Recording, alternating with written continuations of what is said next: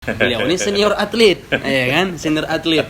Nah, kalau beliau ini kita tanya nih, beliau ini atlet apa sebenarnya sampai sukses gitu kan?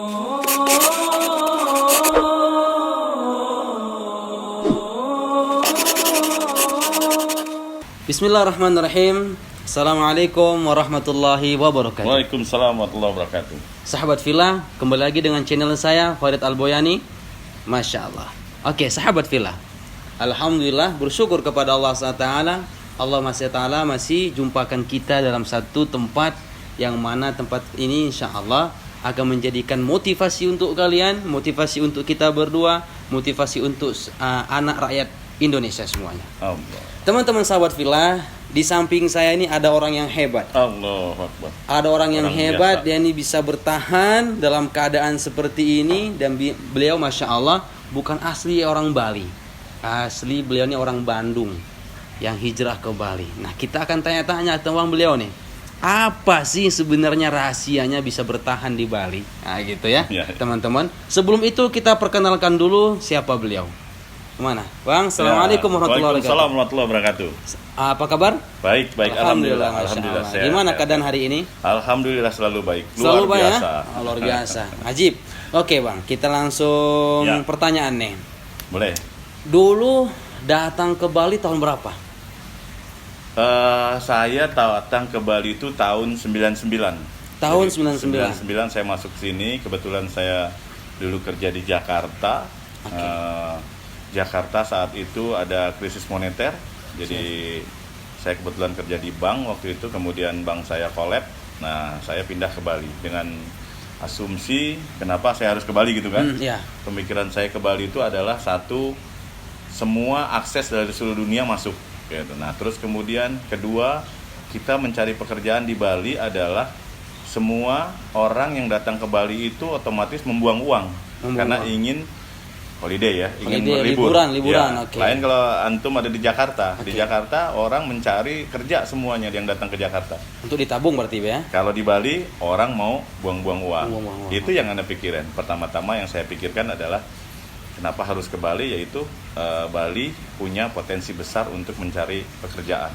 Setelah ini bang, setelah datang ke Bali, suasananya sama nggak seperti yang sekarang waktu dulu? Oh, sangat berbeda ya.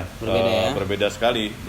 Kalau dulu itu suasananya agak lenggang, tidak terlalu banyak pendatangnya, juga tidak terlalu banyak. Jadi kita istilahnya kalau dalam dunia pekerjaan tuh kompetitornya tidak banyak.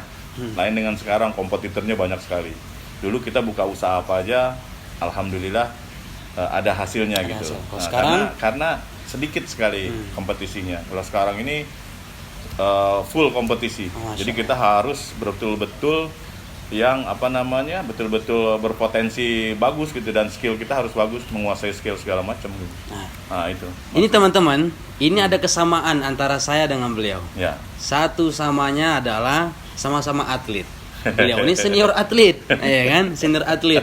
Nah, kalau beliau ini kita tanya nih, beliau ini atlet apa sebenarnya sampai sukses gitu kan? Nah, kalau saya ini atlet tapi dulunya memang dari pesantren. Basicnya pesantren. Jadi atletnya hanya sekedar atlet, cukup sampai prof lah. Ponprof waktu itu. Ponprof waktu itu tanding di Bandung. Nanti saya jelaskan ya. Untuk sekarang ini saya tanya sama beliau nih. Dulu atlet apa nih, Bang?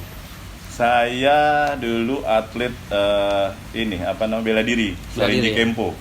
Ya, Sorinji Kempo kira-kira tahun 88, 89 saya baru masuk Kempo dulu. Kemudian saya menekunin Kempo betul-betul kan waktu itu mahasiswa di Yogyakarta. Saya terus kemudian seiring berlatih saya. Berarti ada base campnya bang ya? Ada dulu, maksudnya ada dojonya ya, tempat berlatihnya di sana dulu di universitas kita, di Universitas Islam Indonesia saya dulu berlatih di sana. Kemudian tahun 91 saya mengikuti kejuaraan nasional pertama, saya meraih medali perak 2. Allah. Kemudian setelah itu saya masuk ke PON tahun 93 PON 13 saya ingat. Berarti waktu itu saingan tuh masih belum terlalu ketat lah ya.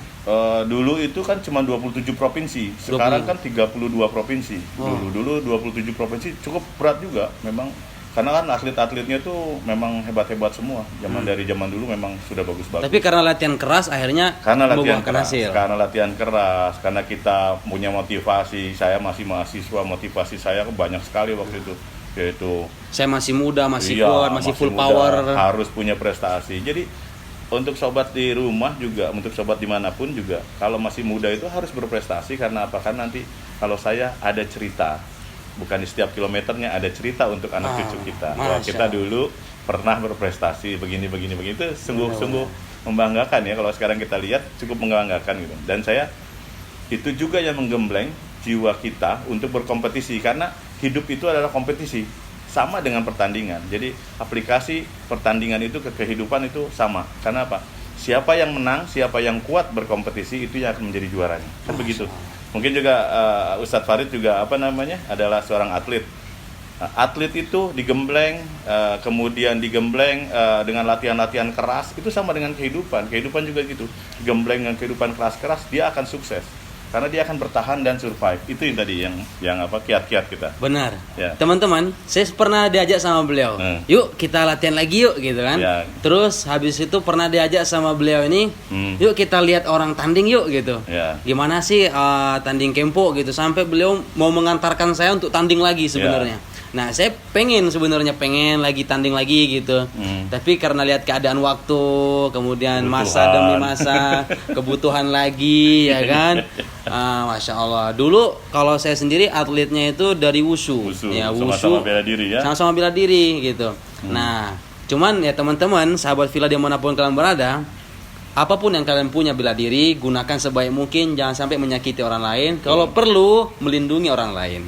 Melindungi keluarga lebih baik, melindungi diri sendiri. Jika perlu, sebelum Anda bertarung, meminta maaf dulu agar semua terselesaikan. Jadi sahabat Villa, nah ini yang membuat saya ini tertarik dengan Bang Deden nih. Pertama kenal kan, awalnya nggak kenal. Pertama dulu saya kenal itu karena kajian.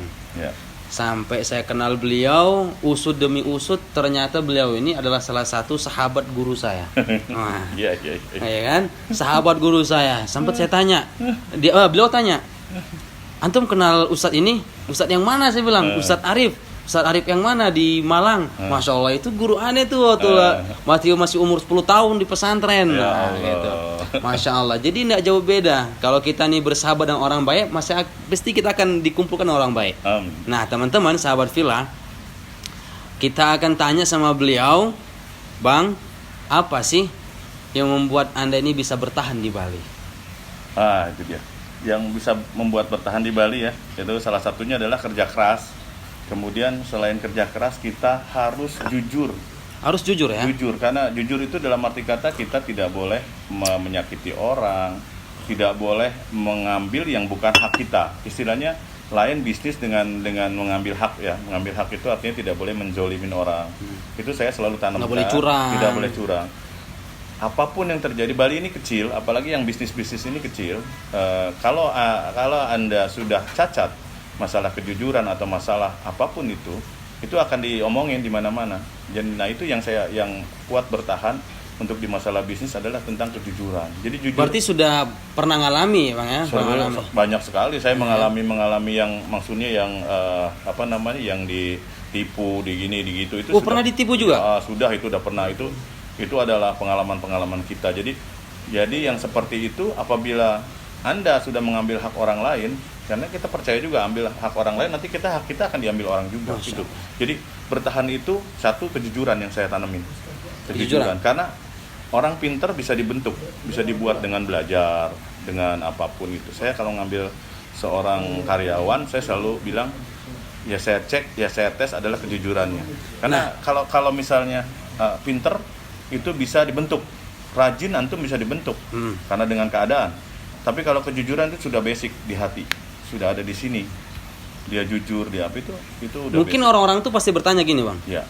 Kenapa harus di Bali? Sedangkan di Bali ini kan tempat wisata gitu kan, tempat hiburan. Ya. Kalau misalkan keuangan pasti kan lebih banyak di Papua. Sana tambang emas. Jakarta tuh ya. Jakarta atau misalkan di Kalimantan ada tambang batu bara. Kenapa harus di Bali? Kenapa nggak di tempat lain? Bali itu salah satu kalau dilihat dari ini salah satu pulau terindah ya. Pulau terindah. Dan berarti semua orang tuh pengen ke pengen Bali ke lah ya. Terus kemudian di seluruh dunia mungkin pengen ke Bali. Lebih terkenal dari Indonesia. Kalau di luar negeri, antum tanya antum dari mana? Dari Indonesia. Indonesia sebelah mana Bali ya? Benar. Itu pernah kan? saya dengar. Nah, itu kemudian Bali adalah ada akses dari Bali ke seluruh dunia. Jadi sama dengan di Jakarta. Pesawat mana yang nggak ada dari Bali yang ke seluruh dunia? Mau kemana? Mau ke Arab Saudi, mau ke Dubai, mau ke Jepang, mau ke Soviet, ada semua. Itulah. Jadi infrastrukturnya itu sudah terbentuk dengan sendirinya.